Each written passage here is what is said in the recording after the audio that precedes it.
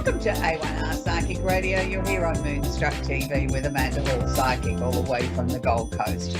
Let's, just take a brief minute to really send our prayers and our positive energy towards the Middle East there with the battle that's still going on. And of course, we can't forget Ukraine either, with the battle that's been going on there for a long time. I mean, every time you turn the news on, there's more bloodshed, there's more loss of life, there's more people being displaced, and it's very, very wrong. The world should start to unite and say, enough of this nonsense.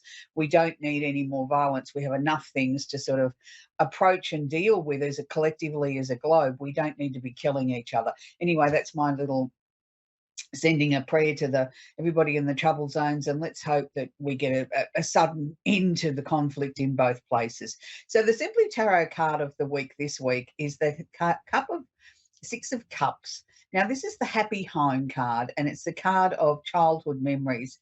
And I really wish that, childhood memories in both those trouble spots around the world could be a lot better than what they are. So let's send some positive energy and hope that the children of the world are having a happy house this week and are really enjoying their childhood, because I think as we graduate into adults and into a mature area of our lives, we tend to reflect back at the things that we thought were such a major deal in our childhood and look back with fond memories and say, wow, if only we could go back to that simpler time when things were simple and we didn't have the complications or the stress or the getting up and going to work on the major part of being an adult. We were just able to be. We were able to be children, we were able to have fun, we were able to have laughter and lose ourselves in our favourite cartoon and, playing with our friends. And life was pretty simple then. The big deal was waiting for that special gift on Christmas morning or waiting for your special gift on your birthday. That seemed to take an eternity. And then when you became adult, the days just flick past so quickly that you don't know where they've gone. So I think every now and then we need to go back and revisit our childhood and reconnect with the things that are important to us. This is our foundation of who and what we've become in our adult life. It stems way back from our childhood. So it's important that I think that we reflect and visit that occasionally. So this week, astrologically, yes, we've got a big week. We always seem to have a big week this year on the astrology front, but each week I think it's a little bit slightly different as the planets start to move around the zodiac. And for anybody that's not an astrologer, the technical term for that is called transit. And it just means the planets are moving constantly on the move. They don't stay in a stationary position for very long, or not the faster moving planets anyway. The slower moving planets, the outer planets, can stay stationary or be seen to be going retrograde or backwards occasionally.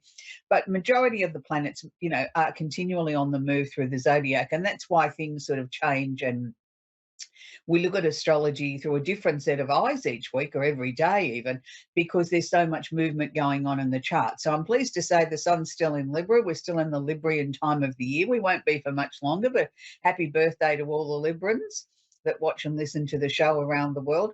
So this week we have the planet of communication, Mercury, is conjunct or holding hands the sun in Libra. The sun is also conjunct or holding hands the moon's south node.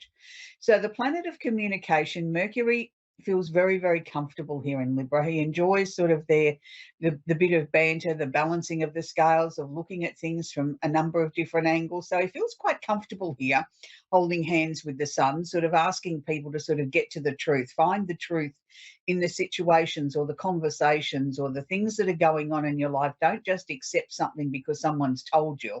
Dig a little bit deeper, balance the scales, look at it from the other person's point of view, look at it from 10 points of view if you have to.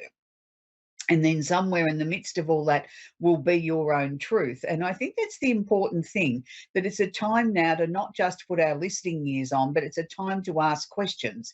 It's a time to challenge things, to say, well, hang on a minute, I don't quite agree with you on that. Can you elaborate a little bit more? Can you share with me your version or your opinion on why you believe that statement to be true? And then, and only then, I think, will we come to the balance in what we're trying to seek. Now, with the sun here also conjunct the south node. Now, what's a south node, I hear you say? A south node is one of the moon's nodes. It's not a planet. but it is a major part of astrology where we look for different areas and different reasons why things happen in our lives. Now, the South Node is where we're trying to come from. It's where we're trying to catapult ourselves from, to sort of to say, okay, these are the lessons that I've learnt.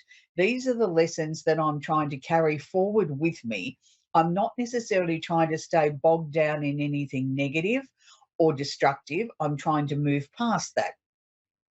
So the South Node here to me would be informing us or sharing with us that we don't always have to agree with everybody just because it's their truth, but we do have to give them the time of day to have an opinion, to have the floor, to have the right to have their say.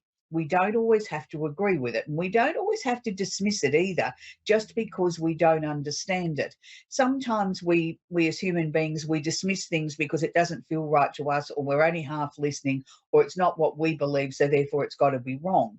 This is one of those times that I'm going to ask you not to necessarily dismiss something because it doesn't necessarily sit comfortably with you. Each person has a right to their opinion. Each person has a right to live their lives the way that they see fit. Whether or not we agree with it, or it's our way of living our lives, or it's our way that we would value an opinion, is not up to us to sit in judgment. This is a time when we sort of got to balance the scales and look at everybody's opinion is important. Everybody has a right to open their mouth and have an opinion. We don't all have to agree with it. But somewhere in the mix of all that, we can find some sort of peace. We can find some sort of balance, and we can all feel very comfortable with our own truth.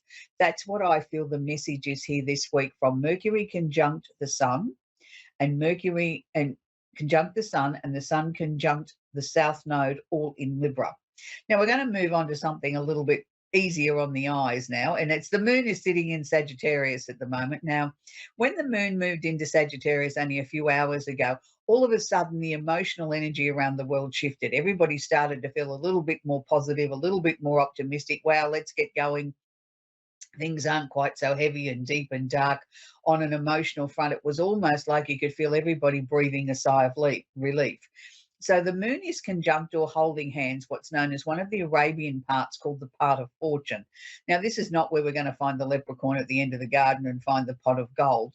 But our part of fortune is digging deep inside of us. It's finding our inner part of fortune. What do we represent? What do we want to show the world? What do we want to showcase the world? So at the moment, we have this amazing emotional energy that says that, I can change people's minds. I can be positive. I can be uplifting. I can sort of help them come to terms with their emotional situations. And that's my gift to the world at the moment. Now, this rings true for each and every sign, but more importantly for the fire signs, Sagittarius, Aries, and Leo, and the opposite sign of Gemini. So if you're around any of those signs in the next 24, 48 hours, you're very, very lucky, because the upbeat energy will certainly pay off and rub off on you. And we could all do with a little bit of positivity at the moment. We have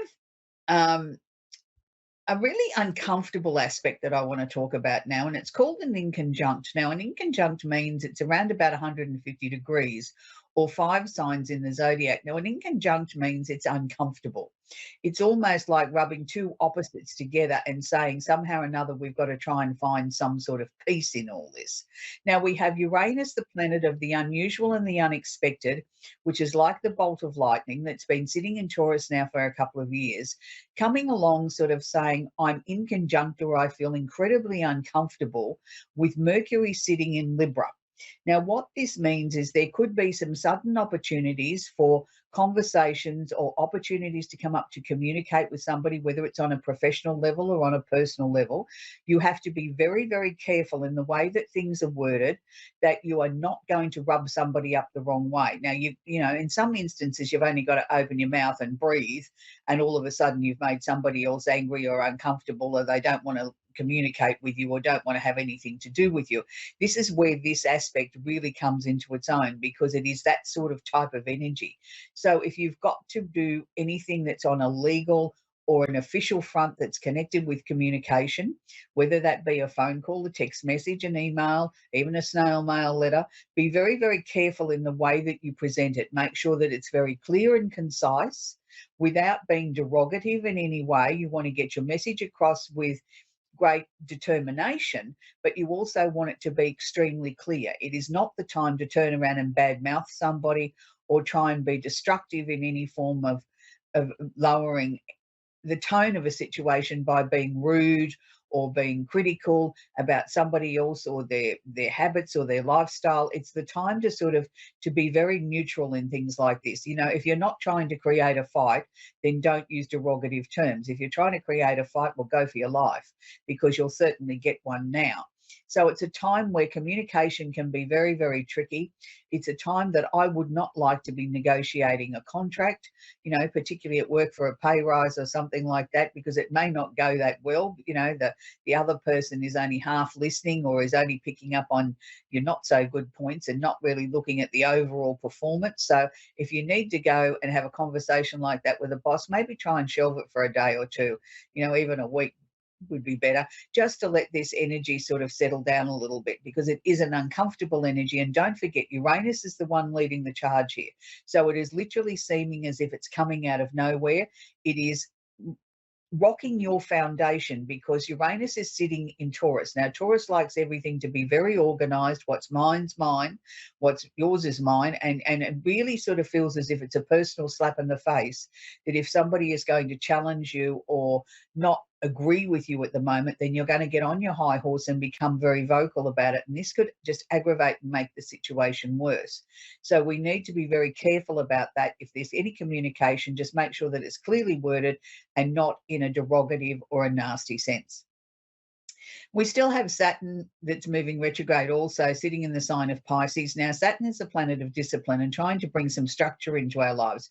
Now, it's interesting while it's still going retrograde in Pisces, because the Pisces energy is about creativity and sort of really wanting to sort of advance things. But Saturn is sort of putting the brakes on here a little bit. So any of our darling little Pisceans, or any water sign for that matter, whether it be Pisces, Scorpio or Cancer, and the opposite sign of Virgo, might sort of feel as if they've had their wings clipped a little bit at the moment, like everything seems to be on the go slow. Let me assure you, the creative juices will flow again soon, and things will start to get back to normal, where you will start to feel as if you're gaining some traction again, and life is starting to become beautiful again. Sometimes we need to have these restrictions because it brings out the best in us, and sometimes by damming up the creative side of us, we need to deal with the practical things in life and the things that are not so fun, that when we get back to the creative side, it sort of really, really flows, and it becomes even more amazing than what it could have been if we hadn't had a diversification and have to deal with some of life's little things that we need to deal with from time to time that are rather important issues in our lives. So that's really important to look at how Neptune is sitting at the moment in Pisces along with Saturn. So, you know, you've got the creativity versus the structure. So it's sort of a time there where we're going to need to try and find some sort of balance. We have Pluto, the planet of transformation, making his last few months in Capricorn before he moves into Aquarius in the early part of the new year. So Pluto is really trying to sort of hammer home the things that are important. So if you find that, you know, things in your life are sort of escalating to a point where they're urgent, that they need to be resolved, that we can't leave this hanging around for much longer, and it's sort of like, it's like this last little bit might seem like the hardest bit, because we've been dealing with it or working on some important issues for such a long time that, you know, we're tired, we're battle fatigued, that it's, you know, but you've got to get them, muster the energy to get up there and push this across the line, because it is really, really important that anything that needs to be resolved in your life that's got an official or a government feel, or something that you've been putting off that is important in your life, you must try and achieve to get this completed before Pluto moves into Aquarius in the early part of 2024. Because let me assure you, when Pluto moves across into Aquarius, things are going to be very, very different. We won't have the same structure. We won't have the same momentum. Things are going to be very uncomfortable there for a while and a little bit unpredictable. So if you need predictability, if you need stickability, if you need to have that ability to sort of be disciplined and get something across the line, you've only got a few months to do so, whether that's in your personal life or whether that's in your professional life. This is the time now. If there's issues that need to be resolved, then let's get them done. Let's hope that around the world that some of the governments and the people in power start listening to this too, and also start to try and put in place some really good policies moving forward that deal with the things that the planet's going through, like global warming and weather events and things like that, and stop telling fairy tales about it is a fairy tale. It is really happening. We're seeing weather events weekly, not yearly or not every 10 years or every 100 years. We're seeing them so frequently. So we've got to start sitting up and taking notice of Mother Nature. We're going to take our first caller, and it's Alandria in Keysville in Georgia. Are you there, Alandria? Yes, I am. Do you have a question I can answer for you, please, sweetie? I just wanted a general reading. I don't have anything in particular. Okay, all right. We can look at that for you. It's really, really interesting because the first thing that they're showing to me is that there's been a lot of change this year. So it's sort of almost like I want to say to you, take a little breather before we get ready for the next bout of changes that are coming. So have you found that 2023 has been a year of change where you've sort of had to tidy things up, finish things off, and get ready for the next area of your life? Yes. Yeah, and that's good. And I'm not saying all of it's been easy. I'm going to say a lot of it's been incredibly difficult. But I want to say to you, give yourself a pat on the back and a packet of gold stars because you've done really, really well. It's not the time where you necessarily have to be in this constant push to move things forward now. It's like we can slow down, we can let things take their time. If there's still a couple of things that need your attention that need to be sorted out, then okay, do that when the timing feels right and the energy's there to do so. But if there's nothing that's really urgent, I'd take this time to just have a little bit of a rest, regroup, start to allow your mind to be able to daydream and think about what could be ahead potentially for the future, and particularly what you'd like to achieve in 2024. It's the other thing that they're sharing with me too from Spirit is the fact that there's been a gamut of emotions this year. Do you sort of feel as if you're a little bit washed out on the emotional front at the moment?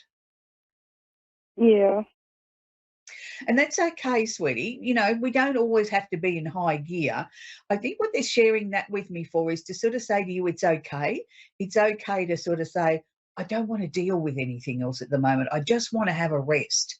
I feel like I've done more than my share for me and everybody else around me, and I'm just going to take a little bit of me time. And I think that's important too, is to have that little bit of me time to sort of say, if I just want to sit down and watch a movie, I can. If I don't want to do anything, I'm not going to. And that's okay. You don't have to always constantly be at record speed. 2024 is going to see a year of change coming again. Is there potentially a house move, or are we making some changes to where you're living? Yes. Yeah, because I felt there was going to be a house move. I didn't feel it was going to be this year, but I did feel it was going to be in the first half of 2024, probably more so in the first 3 months. And it's interesting also too, what they're sharing with me is there's a lot of spirit activity around you at the moment. Have you noticed things around you, sort of like you go to look and it's not there, but you're sure you saw something out of the corner of your eye, but when you go and look a second time, there's nothing there? Or the sensation of somebody tickling your ear, or sort of, you feel like there's someone in the room with you, but there's not. Have you been experiencing some of those things, sweetie? Yes, a lot. Yeah, that's just spirit sort of letting you know that they're there, that you're not alone, nothing to be frightened of, nothing to be nervous about. They're just sort of starting to try and sort of get you to pay attention to them so that when they put something into your mind, you're not going to just automatically reject it because you think, well, where in the hell did that come from? That can't be my thought or my idea. But that's what they're trying to do. They're trying to sort of, they do things like that. They'll come along and tickle your ear or play with your face or put your hair in your eyes if they know it annoys you, because it's their way of getting attention that you can't mistake that they're around. So they do have a playful sense of humor on the other side. But that, to me, when they're getting your attention like that, or attempting to get your attention that much, they're gearing you up ready for some massive big changes, and they're just sort of letting you know, I'm here, we're going to help you, we're going to give you the answers, we're going to give you the guidance that's needed at the time, It's then up to you whether you take it on board or you don't. But we'll give you a lot of suggestions. We're full of ideas from here, and we don't always have to do everything that they suggest just because they've suggested it. We still have our own free will, and we can still do what we want to do with our lives. I want to be very clear on that, but I think you're in a great place. So just, kick back, watch a couple of movies, relax, and just let everything start to unfold. You've done a lot of what you had to do, and you're ahead of the bus timetable for your life at the moment. So enjoy this little bit of downtime before things get really busy again. So we're going to talk with Natasha now in Bristol in England. Are you there, Natasha? Hi. Hi, Natasha. Do you have a question I can answer for you, sweetie? Do you see when I'm going to get my inheritance money? That's a really interesting question, Natasha. Technically, normally we don't deal with sort of legal issues because it sort of crosses over boundaries in different countries around the world of what we can and can't do on a psychic level. What I can say to you is I can see a huge smile on your face, so I can't imagine you'd have a smile on your face if you didn't get your inheritance. So with this that's coming from the inheritance, will it enough to be not so much completely change your life, but get you where on the path to where you want to be going? Yeah. Because that's what I saw. I didn't see it as being enough that you could retire from work and, live the high life, but I felt it was a good start to get you where you need to be going. There's obviously been a lot of tears and sadness around this, but I'm also feeling there's been a big battle around this as well. There's been like you've really had to fight for every single morsel to come out of this estate. Is that correct? Not at the moment, no. You haven't had to fight for this? No. Why am I seeing arguments around it, though? It's sort of as if there's been delays and arguments and crosswords. I don't know. Okay. All right. Well, obviously it's coming through, but I just, they were showing me that there'd been, like it was like I had to fight for this. Has it been delayed in some way? Is that why they're showing me you've had to fight for it? Yeah, there's been delay. Okay. All right. Well, with a delay, then that's obviously why they're showing me in that way, that it didn't go through smoothly. It didn't just sort of happen today and through tomorrow and everything was easy. There's been, okay. Are we anticipating having this sorted before the end of the year? Yeah. But I think it'll be closer to December than it will be November, though, from what I'm seeing here. Okay.